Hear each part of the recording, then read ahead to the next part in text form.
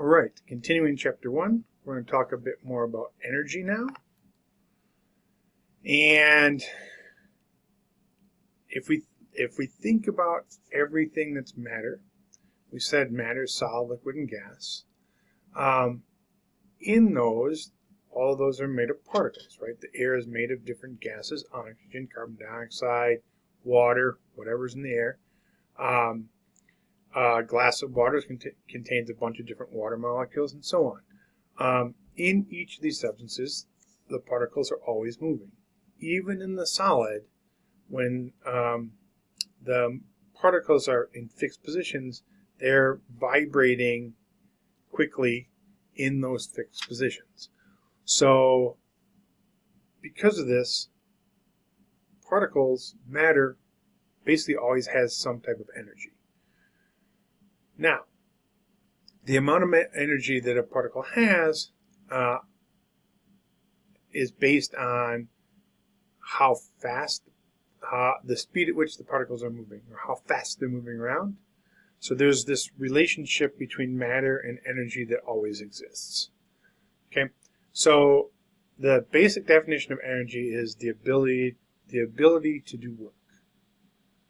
And work is defined as moving an object from one place to another. And that object doesn't have to be big. It could be, it could be really small, it could be really large. And the amount of energy to move the object depends on how big the object is or how heavy the object is. So for example, work would be if you had a book on a desk and you pushed the book across the desk, you would have done work. Right, and it probably wouldn't be too much work unless it was a very large book, or if the desk was really rough, right? So there's friction, and if you have a nice smooth desk, it's easy to push the book across. But if the desk is rough or has something on it, and you try to push it, it makes it harder, so you'd have to do more work. So as you move the book, you're overcoming that frictional force, and you're doing work. We're going to look at two different types of energy. We're going to look at kinetic energy, which has to do with matter that's in motion, and we're going to look at potential energy that has to do with the position of the object and its relationship to some sort of force. Okay, so kinetic energy has to do with the motion or the movement of things, and potential energy has to do with the position of the objects. So, as we just said, kinetic energy is related to the motion of an object or particle. All matter that's moving has kinetic energy. And the amount of kinetic energy is based on how fast, the speed of the object, and the mass of the object. The faster it's moving and the heavier it is, the more kinetic energy it has. So in the picture on the left there, you can see someone pushing an individual in a wheelchair. So they're all moving, so they all have kinetic energy. But we can also think further or deeper into that. There's blood moving through all of them, and that blood has kinetic energy because it's all in motion. The air around them is moving. So all those air particles have kinetic energy. So any matter that's moving, any objects that are moving, have kinetic energy.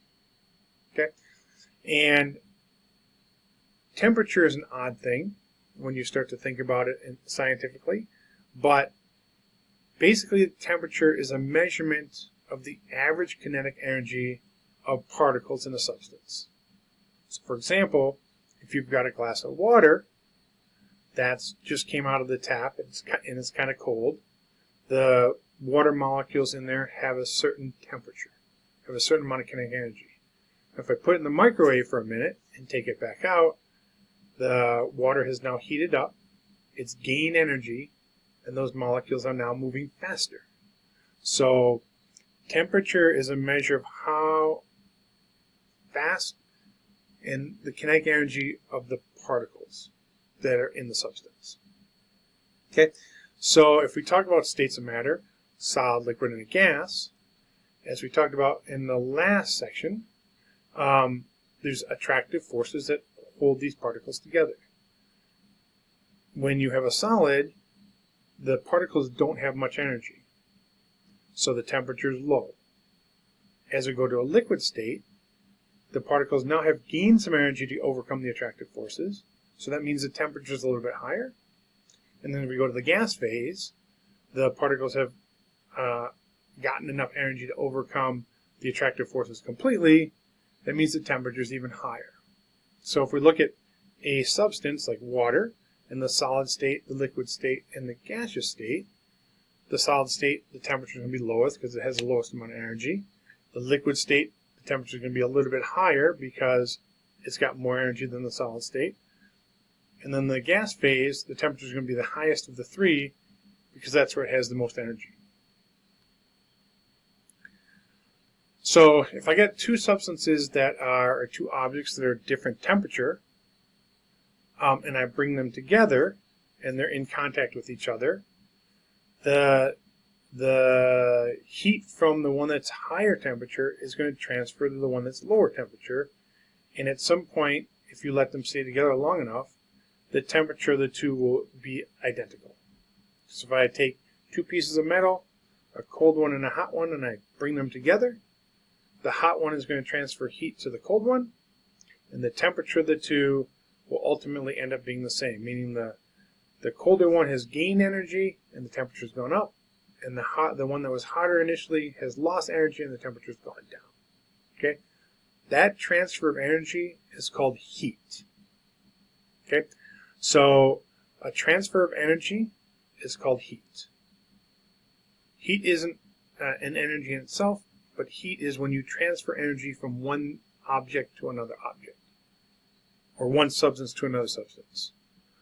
So let's think about this for a second. So if we have hot water and cold water, let's say we've got the same amount of each, and I pour them together. What happens? Well, I get water that's all the same temperature. And the temperature is somewhere between the temperature of the cold water we started with and the temperature of the hot water we started with. And that's because the hot water molecules, the water molecules that were hot initially, have transferred their energy to the cold water molecules. So heat transfer energy from the hot water molecules to the cold water molecules, and the overall temperature ends up being somewhere in the middle. The cold water molecules gain energy, the hot water molecules lost energy, the hot water temperature went down, the cold water temperature went up. Okay? Same type of thing. If I put a piece of ice in hot water, remember ice is the lowest, it's going to be lowest temperature, lowest energy molecules. And if I put that in hot water, what happens? Well, the ice melts. It converts from a liquid, or from a solid to a liquid. That means it's gained energy, right? It's gone from a solid to a liquid. And the hot water has cooled down. Probably still liquid, but its temperature has gone down because it lost energy. Heat was transferred from the hot water to the ice.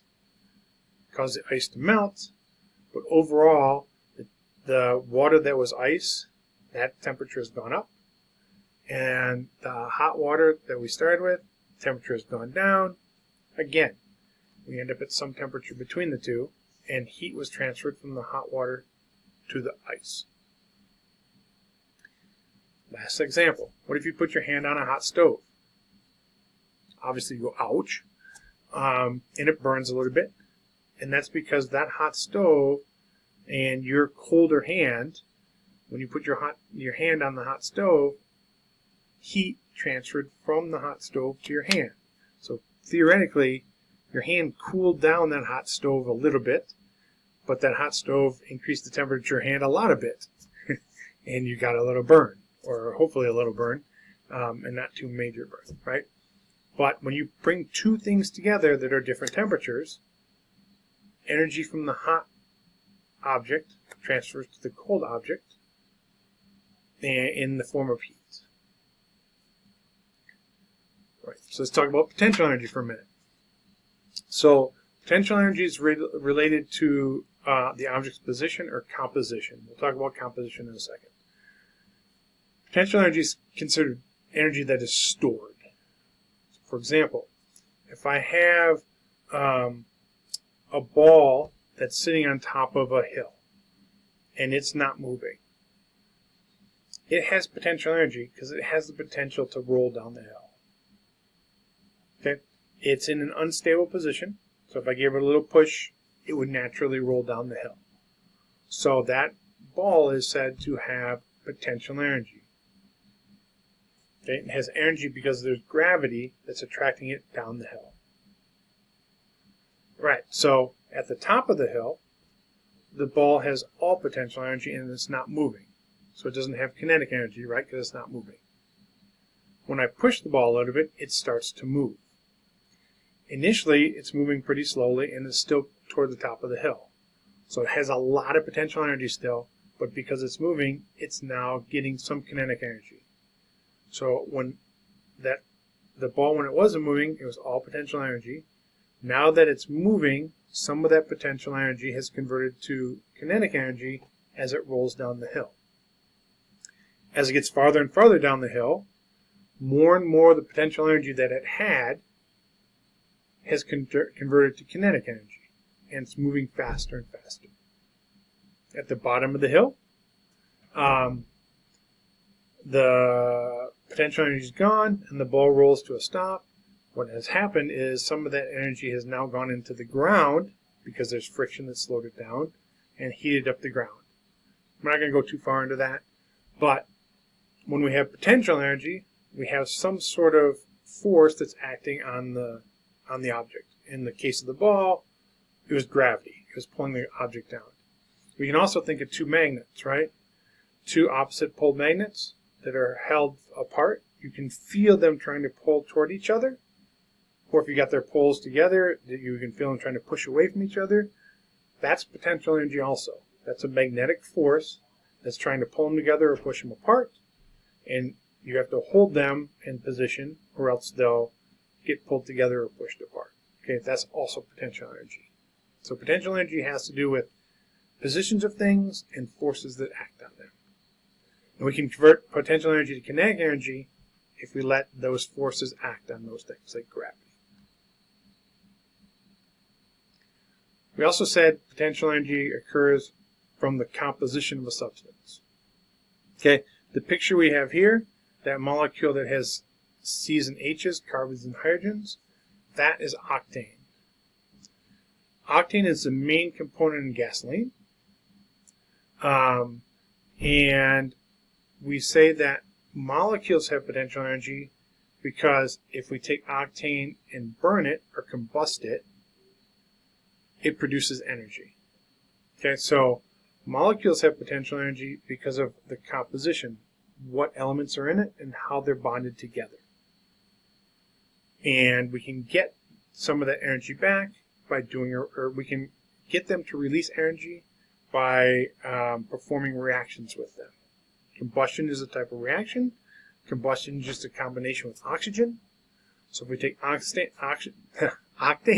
and react it with oxygen, we get a combustion reaction that produces quite a bit of energy. And that's how we move things around, right? That's how gas gets burned in your engine, causes the pistons in your engine to move, which in turn causes your car to move. Right? So chemical substances have potential energy because they can potentially be used in reactions that release energy. Right? That's it for energy.